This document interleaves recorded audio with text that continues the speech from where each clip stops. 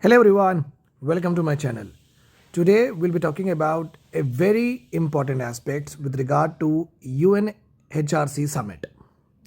Under this summit, obviously the friends and foes are going to meet, and in this particular international summit, there's always you will see a very harsh statement exchange between what India and Pakistan. This is a routine as a thing for them. They continuously rant and just spread falsehood about our country. And we slam them very brutally by giving the facts to the international agencies on and the international platforms that whatever they say, it has no meaning at all. And we always say that the terrorism has been born and has been expanded because of what Pakistan states sponsors it. That is inevitable and has been seen by the world in the form of 9 by 11 you see, our parliamentary attack you see, recently Pahalgam attack you see. All of these are in one or the other way connected to Pakistan. So Pakistan on international platforms just go and talk all the rantings and all falsehood they spread with regard to Kashmir issue, it seems, with regard to Indian Muslim minorities, and they also interfere in Afghanistan. They also says a lot of things, okay, that India sponsors terrorism in Pakistan, it seems. So as if that we have no other work, and they are having the like they are the largest economy or the top five economy, it seems, and we are just doing nothing in this world itself.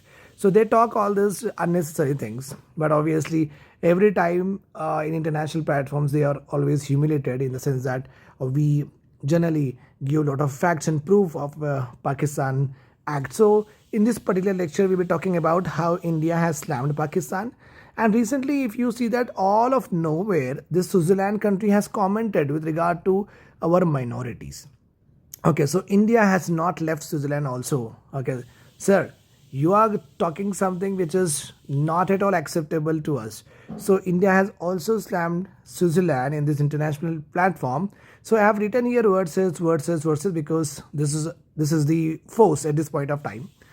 And India and Palestine, here I have written and because India and Palestine has nothing to do with regard to any of the trading, any of the influence or anti-influence or pressure on each other, and India is always supportive of Palestine cause and Palestine humanitarian crisis. India does support two-state solution, etc., so and so forth. So we'll be talking about important areas with regard to India, how India has slammed Pakistan. We'll talk about how India has actually responded to these Switzerland comments, and we'll talk about what India has done in the UNGA summit with regard to Palestine two-state solution, the peace and the Gaza war end. And we'll also talk about it's not just India. Now Israel also recognized and started humiliating Pakistan on the international platforms. Okay.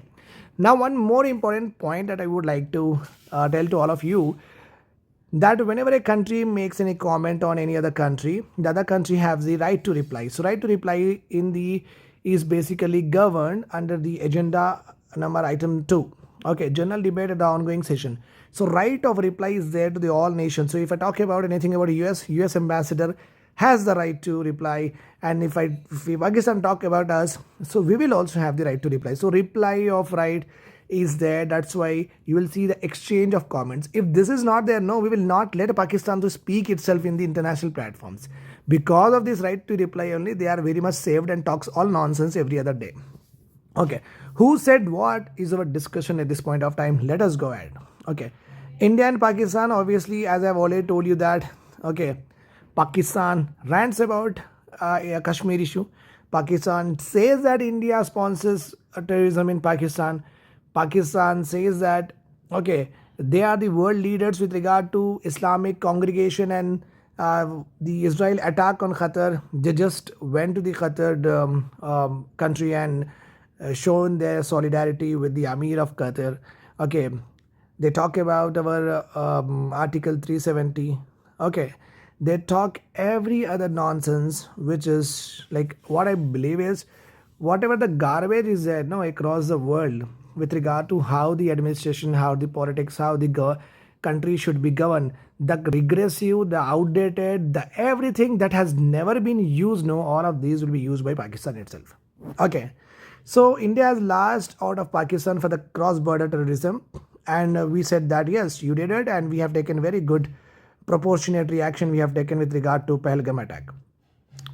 India also said that Pakistan is a sponsoring terror state, manipulates the international forums, even organization of Islamic countries. There also they will talk, they'll go and talk all nonsense with regard to India's occupation of Kashmir, but actually it's an integral part of the India itself. So they propagate falsehood, okay, across the world in all international platforms. Pakistan and India has said that Pakistan has, as I've already told you, that everywhere garbage of the world is accumulated in Pakistan. That's what the Mr. Tyagi, our ambassador, has said, that Pakistan is like a dump yard, depositing recycled falsehood. Means you talk about every other platforms, their tone, their ranting, their statements will be completely same. If you just talk about ChatGPT, how many times Pakistan has commented against India with regard to Article 370, means in all the platforms you'll get, in all the international summits you'll get for years and years. So it's like a mockery of themselves also, you can understand. Now what happened between India and Switzerland, all of it nowhere, these two countries, okay, obviously very good friends, but something happened that the Switzerland is right now holding the presidency of UNHRC, and Switzerland has commented that India is not doing well with regard to protection of minorities. Okay, so Switzerland actually does not know that how well we have constitutionalized the protection of minorities with regard to Article 25 to 30. And with regard to having a separate ministry, the ministry has been accountable to the parliament by labeling a report every other year. We have a number of schemes which have been availed, and in our country the minorities are respected and given so much due space that no other country would have ever been able to give that. We have constitutionalized minorities rights, culture, etc. We are statutory legalized minority rights, culture, customs, etc. We have given them reservations everywhere wherever the due representation is required.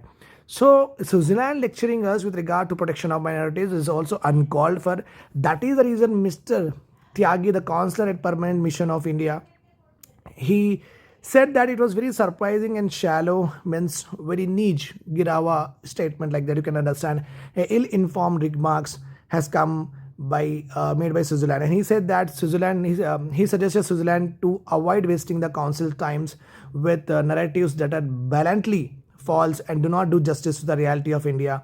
Instead, he said that Switzerland should concentrate on racism, systematic discrimination, and xenophobia. Xenophobia is nothing but a kind of behavior from the government where and the people where the government discriminate one group of people with regard to their customs, with regard to their complexion, with regard to their color, with regard to their what I say is that with respect to the people itself. Okay, so they show very different attitude with some people, with their culture, with their customs, they don't like about them at all. That kind of behavior is called as xenophobia, and in Switzerland it is happening. As the world's largest democracy, that India is their most diverse and vibrant democracy we are having. With a civilization embraced of pluralism, India remains ready to help Switzerland address these concerns. So we have even given suggestion to them. See, we are a country where we are having lots of religions, caste, creed, okay, but still we are able to survive without any political instability. We are able to survive without any economic crisis, political crisis, social crisis. Social crisis is nothing but when the communities go on rampage with regard to not liking their culture, etc., so and so forth. These three political crises and the economic crisis and social crisis we have not seen in our country at all, barring some events. That is a very common thing because of some groups which has vested interest, but state sponsorism or state supporting these kind of things is not at all possible in our country. So we said that we have lived through this, we have embraced it, we have made it happen. So if you want some suggestions, come to us, we'll give you. So India offered our help to the Switzerland. Now India and Palestine. So here what has happened, obviously India on Friday, that is on 12 September, voted in the favor of resolution and UNGA and endorsed a New York Declaration on the peaceful settlement. This is very important with regard to the prelims. On peaceful settlement means Israel and Palestine should come to the table and peacefully solve their issues. And India again reiterated that there should be a two-state solution. We are very clear that Palestine rights have to be determined. They are not going to move out from that particular place to any other country. So Israel has to understand this point. See, Israel though supports India in many ways. India though supports Israel in many ways, but India's policy, you say, we are the very honest, very pure country on the land of earth. We don't side with inhumanism. This is the first one. We don't side with terrorism. That is the second. We don't side with injustice. That is the third. We are the actual pillars for the global world. Actually, they should look at us. So Israel helping us does not make us to believe whatever the Israel is saying, does not make us to sanction whatever the Israel is doing. We are still very firm that, okay, being a Palestinian Muslim country, India always said that there should be a two-state solution and it has to be settled at the earliest. The resolution was introduced by France, was adopted with the overwhelming majority of 142 nations favoring, 10 against and 12 abstentions were there. Those voting against include Argentina, Hungary, Israel and US. Obviously, they don't want it to happen. Addressed, okay, India says, and the UNGA, this summit has said that rights of self-determination of Palestine has to be recognized. Then we have Israel and Pakistan. India humiliated Pakistan and now comes the Israel into the foreplay, and it also says that, okay, I am also going to humiliate Israel. And the Israel permanent representative Danny Danson, he asked very simple question. When Osama bin Laden was residing in your country, okay, so at that time the Pakistan UN ambassador was saying that why target a terrorist on a foreign soil? Why USA is targeting someone in the foreign soil? You are actually harboring them.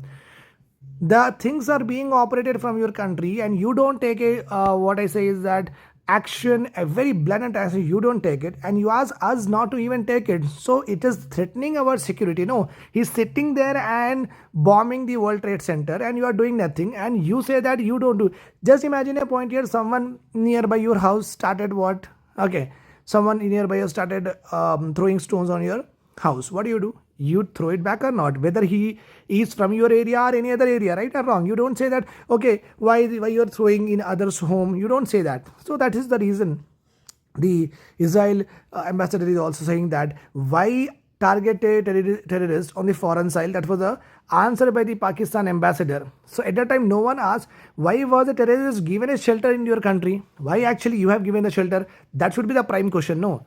Now Pakistan again said, Pakistan also replied to the Israel saying that you are not Dood Ka Dhula, right?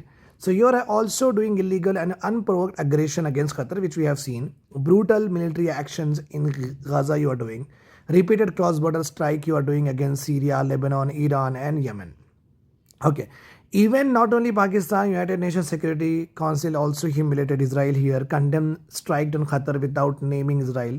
The US backed the statement and US also humiliated Israel, reflecting Donald Trump's disapproval of Benjamin Netanyahu's actions. This is all happened.